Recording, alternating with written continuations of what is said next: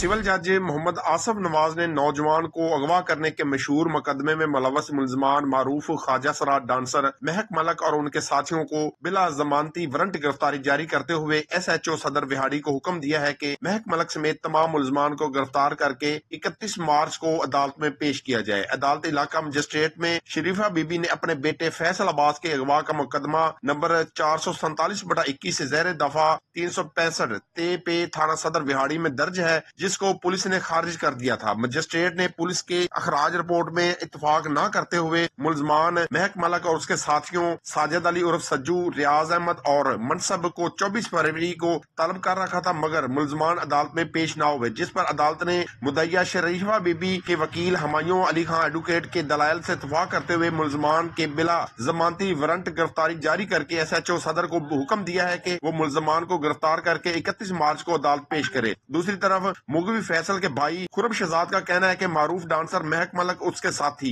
मुलजमान संगीन नताज की धमकियां दे रहे हैं। मुतासरा खानदान ने एहतजाज करते हुए आला हुकाम से नोटिस लेने का मुतालबा किया है।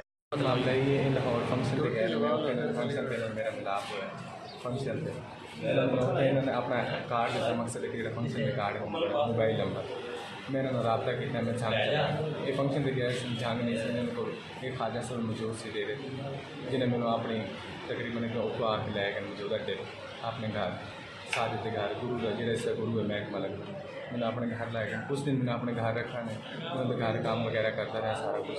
मैंने तकरीबन मेरी मुच्छा वगैरह जो मैंने अपना शिकिल बना के मैंने सारा कुछ मतलब कि ऑपरेशन करने की कोशिश की थी, पर मैं इस फील्ड नहीं आना चाहता।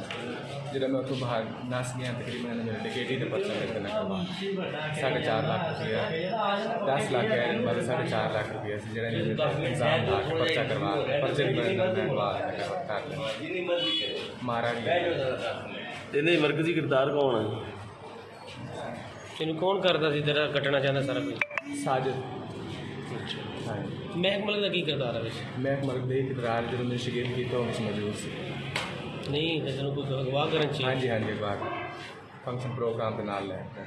ਅਗਵਾ ਕਰਨ ਦੀ ਗੱਲ ਕਰ ਰਹੇ ਸੀ। हाँ जी महक मलक जी सारा ही पता है इन्होंने। पहले मैंने अखबार की रखे जो मेरे उन्होंने पता चला साढ़े तो पर्चा हो गया कि सानू भी हूँ सारी जान का खतरा बन गया, उदो मैंने उन्होंने उतो नसार तो जो मैं सैड से होना फिर उन्होंने मैंने पकड़ के इन्होंने मकसद रात में सामने लिया है।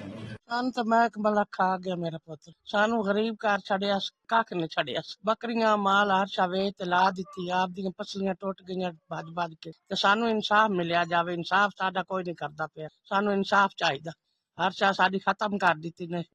सर अदालत तो सानू बहुत इंसाफ दिता ते हक दा फैसला कीता, पर पुलिस उन्होंने ना रली पी हो तो उन्होंने पुछदी ना कोई उन्होंने नेड़े जाने। हुण दूई पेशी हो गई, अजे ताईं हुण अदालत वारंट गिरफ्तारी जारी कर दी, नेड़े कोई नहीं गया, ना उन्होंने कोई नोटिस दिंदा ना वो पेश हो।